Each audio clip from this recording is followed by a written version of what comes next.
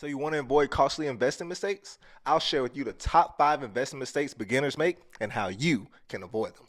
Hey everyone, it's Marcus here with Zero to Wealth, and today we're going to talk about the top 5 investment mistakes that beginners make. I've made some of these mistakes myself, so save yourself some time, money, and stress by learning from these mistakes. Let's get started. Many beginners think they can just buy low or sell high. And it's just that simple. But not even the pros can do this, guys. Instead of trying to time the market, we should focus on time in the market. We want to invest early and stay consistent. This is how you can avoid investing in the market at the wrong time. Mistake number 2, not diversifying. Some people try to invest all their money into one stock or even one sector, and that's just not wise. When your investment in an individual company goes bad, you're losing all your money because you have all your money in this one stock. To reduce this risk, you want to go ahead and invest in stocks and bonds as well as some funds to go ahead and make sure you're minimizing your risk and diversifying your assets in your portfolio.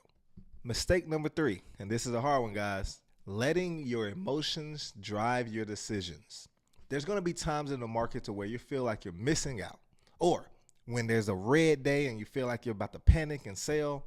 Remember, you have to stick to your guns. Stick to your plan that you've researched and knows will suit you well over the long term. Remember, you're going to have ups and you're going to have downs. The stock will have several green days and it'll have some red days too. But when you have a plan and you stick to it, that's how you build wealth.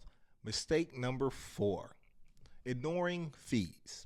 Guys, when we make income, the last thing that we want to do is have fees take away from that. So remember my last video, how I told you guys, hey, you should probably use these 3 brokerages because they have 0 minimum deposit and they have 0 trading fees. Well, this comes into play. 0 fees. If you buy or sell a company, whether it's for a loss or for a profit, at the end of the day, you don't want an additional $5 or $7 or whatever the trading fee cost is to take away from what you've already gained or lost.